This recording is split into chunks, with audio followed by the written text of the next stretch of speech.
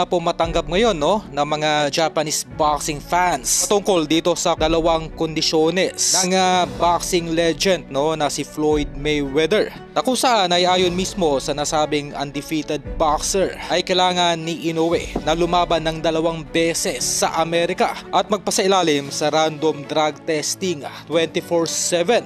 At dito pa lamang raw maikakasa ang super mega fight sa pagitan ng alaga nitong si Tank Davis kontra sa nasabing Hapon na si Inoue.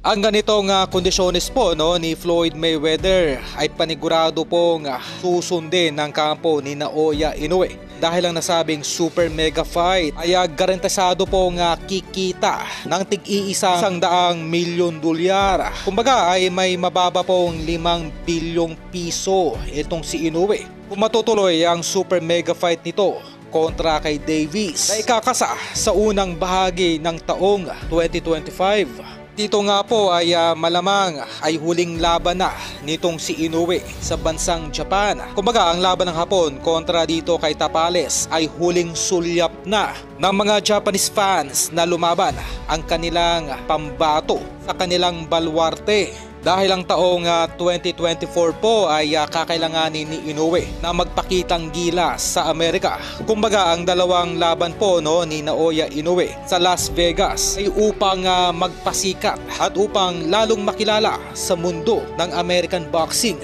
At dito ay ikakasa ang super mega fight nito kay Tank Davis. Ang ganitong klaseng kondisyones po ay tila nabawian po ng bansang Amerika itong kampo ni Inoue. Dahil sa kauna-unahang pagkakataon po ay nabawian o nalamangan ng bansang Amerika itong si Inoue. Dahil sa kauna-unahang pagkakataon ay magiging underdog itong si Inoue sa magiging laban nito kontra sa undefeated boxing superstar Tank Davis.